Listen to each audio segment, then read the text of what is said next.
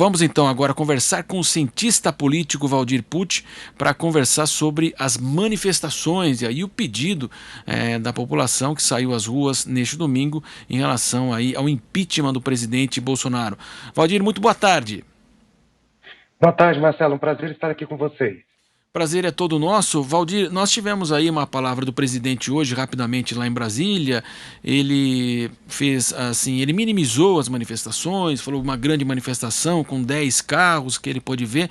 Mas como é que o senhor avalia esse momento aí de queda da popularidade do presidente e essa pressão aí que já começa seguidamente, semana passada, manifestações, panelaço, agora manifestações. Como é que o senhor avalia esse momento do presidente Jair Bolsonaro? Bom, inicialmente, nós temos que lembrar o seguinte: todo movimento de impeachment ele começa de algum momento pequeno, ele nunca começa um movimento grande, um movimento massivo. Não que eu esteja falando que o movimento de impeachment hoje do presidente ele tenha sustentação ou ele vá crescer a ponto disso vir a acontecer. O que eu quero chamar a atenção é que o presidente ele não pode menosprezar as manifestações da sociedade, mesmo que não tão grandes quanto outros processos de impeachment, ou no final de processos de impeachment, mas quando há uma insatisfação da sociedade, ela tem que ser observada pelo presidente para evitar justamente que aquilo que hoje ele considera como pequeno, como manifestações pequenas, não venham a se tornar grandes manifestações políticas pedindo a saída dele. Houve, como nós já vimos nas últimas pesquisas, uma queda da popularidade do presidente, ainda uma queda não expressiva, mas uma queda que pode se tornar expressiva no futuro se o presidente, de fato, não observar esse começo dessas manifestações, ou não observar, ou não dar uma resposta efetiva àqueles que hoje se dizem satisfeitos com a presidência. E eu me lembro, né, no caso do impeachment da presidente Dilma Rousseff, né, a princípio, lá atrás, de fato no início, como o senhor disse, né, políticos do PT, eles tiravam, imagina, tirar uma presidente por pedaladas fiscais, mas havia de fato aí um comportamento, imagina, isso nunca, jamais vai acontecer e de fato aquilo virou uma bola de neve e nós sabemos a história onde foi parar. Mas de qualquer forma o momento é delicado para o presidente porque houve uma discussão muito antecipada de obrigatoriedade da vacina, quando não havia vacina, até uma decisão do Supremo Tribunal Federal. Agora nós temos o início da vacinação, mas há poucas vacinas disponíveis, todo esse impasse agora também diplomático, China, Brasil, e ao que parece também nós temos a repercussão do fim do auxílio emergencial. Então o momento não seria propício para o presidente Jair Bolsonaro, não é, Valdir? O presidente ele tem grandes desafios para este ano.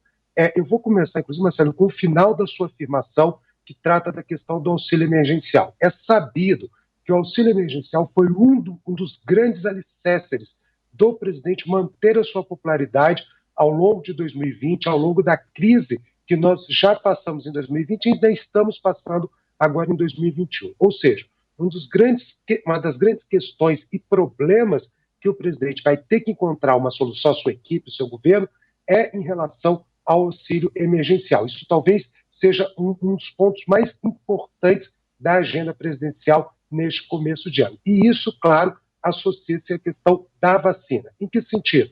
O presidente ele errou a não tratar a questão da vacina e não começar a negociar a vacina com antecedência. Mesmo sem a aprovação da Anvisa, uma das partes do discurso governamental diz isso: olha, não havia como negociar algo sem a aprovação da Anvisa, mas o governo, poderia ter negociado e concretizado a compra mediante a aprovação da Anvisa, que viria naturalmente dentro de um processo natural. Então, o grande erro do governo foi, neste momento anterior, de não ter negociado. Agora, ele tem que correr contra o tempo. Se ele conseguir garantir as doses necessárias, como o próprio ministro Pazuello ele tem afirmado que existem as doses, elas chegarão a tempo no país, e garantir que não haja uma descontinuidade no processo de vacinação, o presidente pode até conseguir reverter a imagem que, nesse primeiro momento, passou-se à sociedade de desorganização. Agora,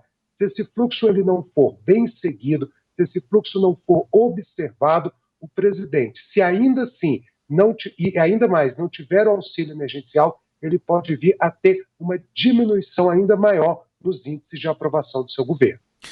E percebendo, né, esse momento e como o senhor disse, a questão da vacinação que entra em discussão mesmo agora, né, a aflição das pessoas, né, uma parcela da população não quer tomar, não vai tomar, mas as pesquisas indicam que a grande maioria quer tomar a vacina e não há vacina. Inclusive a carteirada, a gente passando na frente, infelizmente a gente já imaginava que isso fosse acontecer e está acontecendo a investigação em Goiás, em Manaus, infelizmente.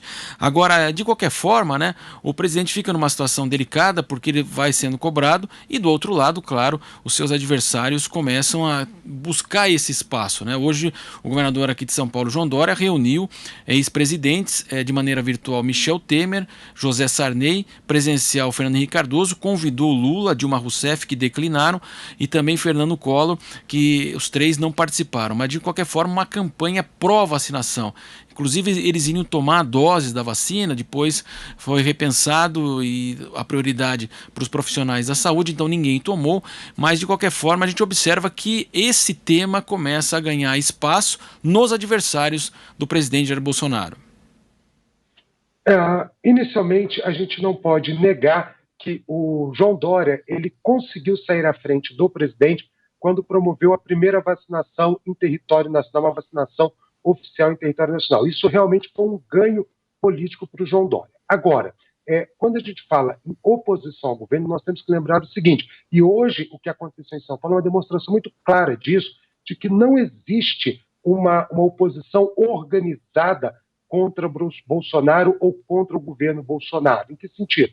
Nós vimos que não houve a participação do presidente Lula, da presidente Dilma, do próprio Collor, ou seja, nós tivemos ali uma oposição, em tese, que deveria ser unida para fazer oposição ao governo federal, ela não consegue fazer. Por isso que eu ainda coloco a ideia de que a faca e o queijo estão nas mãos do presidente. Basta o presidente diminuir o número de erros que vem cometendo, ou seja, uma narrativa ainda complexa, resolvendo a questão da vacina, ele conseguiria, porque hoje a maior oposição ao governo é ele, apesar de João Dória ter ganho, vamos chamar assim, como foi chamada, inclusive pela imprensa, a guerra da vacina, mas ainda assim o presidente não tem uma oposição forte, uma oposição de fato a ele. Quem continua sendo a sua maior oposição são os próprios atos equivocados que o governo vem tomando nos últimos tempos. Muito bem, nós agradecemos a participação do Valdir Pucci, que é cientista político, conversando conosco aqui no Jornal Jovem Pan. Muito boa tarde ao senhor. Muito obrigado, boa tarde a todos.